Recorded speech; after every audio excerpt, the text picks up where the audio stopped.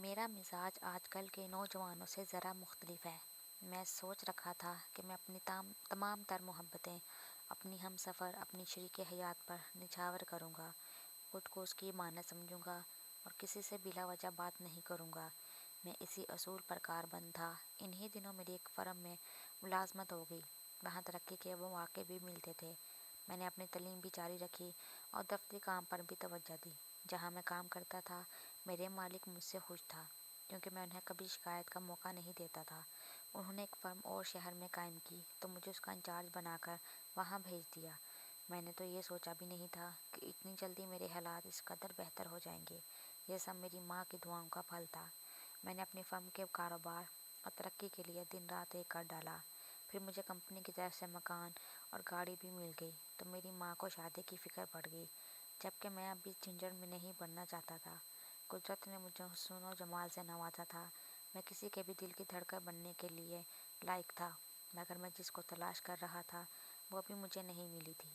میں امی کو یہ کہہ کر ٹال دیتا کہ جب مجھے کوئی لڑکی پسند آئے گی تو پہلے آپ کو بتا دوں گا۔ آخر ایک دن مجھے اپنی پسند مل ہی گئی۔ نادیہ کا تعلق ایک امیر گھرانے سے تھا، مگر میں نے اسے اس کی عادت کی وجہ سے پسند کیا۔ وہ 2 بھائیوں کی اکلوتی بہن تھی، اچھے اور معزز خاندان سے تھی۔ بھائیوں کی شادیاں ہو چکی تھی، نادیہ کے بھی کئی رشتے آ چکے تھے، مگر کوئی اس کے معیار پر پورا نہیں اترتا تھا۔ اس کے ماں باپ نے اس معاملے میں اسے خود مختار بنا رکھا تھا۔ ماں باپ کی حمایت کی وجہ سے وہ ہر کسی کو کوئی نہ کوئی خامی بتا کر مسترد کر دیتی۔ وہ مضبوط کردار کی پڑھی لکھی تھی۔ ان تمام حقائق سے آگاہ ہونے کے باوجود بھی میں نے یہ عہد کر لیا کہ میں نادیہ کو حاصل کر کے رہوں گا۔ اگر قدرت کو ہمارا ملن منظور ہوا تو میرے من کی خواہش پوری ہوگی۔ نادیہ نے میرے من میں ایک آگ لگا دی تھی اور اس کی چاہت کی دھیمی دھیمی آگ میں جل کر میں ایک سکون سا محسوس کرنے لگا۔ میں نے امی کو اپنی کیفیت سے آگاہ کیا اور بتایا کہ میں نادیہ کو اپنی بیوی بنانا چاہتا ہوں، اور ایک بار تو امی اکیلی ہی ان کے گھر گئی۔ پھر کچھ عرصے کے بعد میں بھی ان کے ساتھ گیا۔ وہ میرے سامنے تو نہیں آئی، مگر اس نے مجھے دیکھ لیا، میری گفتگو سنی اور پھر ہاں کر دی۔ اس روز میں بہت خوش تھا۔ میرے پاؤں زمین پر نہیں لگتے تھے۔ میں حیران تھا کہ نادیہ نے کیا دیکھ کر اور کیا سوچ کر میرے حق میں فیصلہ دیا ہے۔ اس سے قبل وہ کئی رشتے ٹھکرا چکی تھی۔ لوگوں کو جب نادیہ کا فیصلہ معلوم ہوا تو وہ سبھی حیران ہوئے اور میری خوش قسمتی پر رشک کرنے لگے۔ سب حیران تھے کہ نادیہ اتنی آسانی سے ہاں کیسے کر لی۔ امی نے دیر نہ کی اور جلدی سے منگنی کی رسم ادا کر دی۔ 2-3 ماہ بعد میری شادی دھوم دھام سے نادیہ سے ہو گئی۔ نادیہ میرے گھر کی آئی، لگتا تھا میرے آنگن میں چاند اتر آیا ہے۔ نادیہ نے پہلی نظر میں مجھے پسند کر لیا۔ اپنی ازدواجی زندگی کی اول شب میں ہم نے ڈھیروں عہد و پیمان باندھے، مستقبل کے حسین سپنے سجائے۔ کئی دنوں تک دعوتوں کا سلسلہ چلتا رہا۔ پھر سیر و تفریح میں 2 دن گزر گئے۔ میں نادیہ کو پا کر بڑا خوش تھا۔ مجھے یہ مانتا کہ میری شریک حیات لاکھوں میں ایک ہے۔ ہماری ازدواجی زندگی یقیناً بہت ہی پرسکون اور شاندار گزرے گی، کیونکہ ہمیں ایک دوسرے سے محبت تھی، ایک دوسرے پر اعتبار تھا۔ ہم اس محبت کے چشمے سے ابھی جی بھر کا سیراب نہیں ہوئے تھے کہ مجھے لگنے لگا نادیہ کبھی کبھی کھوئی کھوئی سی رہتی ہے۔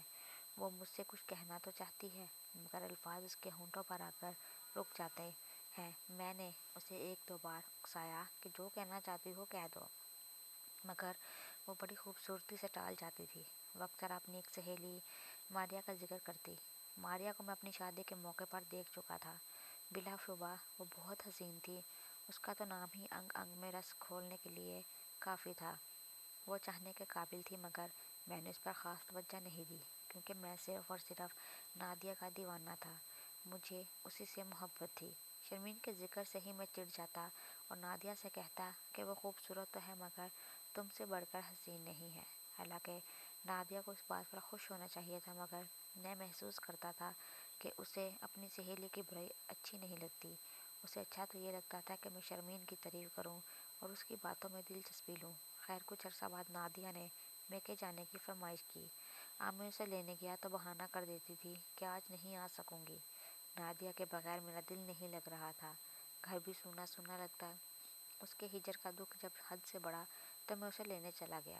سسرال جا کر معلوم ہوا کہ وہ اپنی سہیلی شرمین کے گھر گئی ہے۔ میں نے اس کی امی سے اس کی واپسی کا پوچھا تو انہوں نے بھی کہا کہ انہیں نہیں معلوم۔ ان کی ماں کا جواب سن کر میرا دماغ گھوم گیا۔ شک کا ناگ میرے من میں کنڈلی مار کر بیٹھ گیا کہ کہیں سہیلی کے ملنے کے بہانے یہ کسی اور سے تو نہیں ملتی۔ یہ سوچ کر میرے اندر چکر چلنے لگے۔ شک اور نفرت کا پودا سر ابھارنے لگا، مگر دل نہیں مان رہا تھا کہ نادیہ ایسی بھی ہو سکتی ہے۔ شادی کے بعد کسی سہیلی کے گھر رہنے کا جواز نہیں تھا، اور وہاں زیادہ دیر تک ٹھہرنے کا بالکل ہی نہیں۔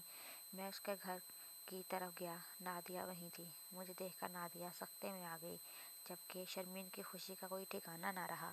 اس نے مجھے بیٹھنے کا کہا تو میں نے کہا کہ میں نادیہ کو لینے آیا ہوں۔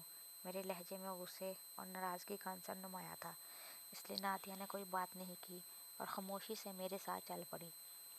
راستہ بھر میں نے اس سے کوئی بات نہیں کی۔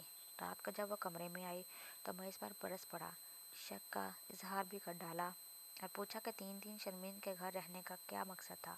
میرے علم میں لائے بغیر اور میری اجازت کے بغیر تم اس کے گھر میں کیوں ٹھہری؟ میں تو تمہیں میکے چھوڑ کر آیا تھا، پھر وہاں سے شرمین کے گھر جانے اور وہاں ٹھہرنے کا کیا مقصد ہے؟ یقیناً کوئی ایسی بات یا راز ہے جسے تم دونوں جانتی ہو۔ میرا تیر نشانے پر لگا۔ میرے آخری الفاظ سن کر وہ تڑپ اٹھی۔ نادیہ کی آنکھیں چھلک پڑیں، آگے بڑھ کر میرے پاؤں چھو لیے اور بولی، آپ مجھ پر شک نہ کرو، الزام نہ لگاؤ۔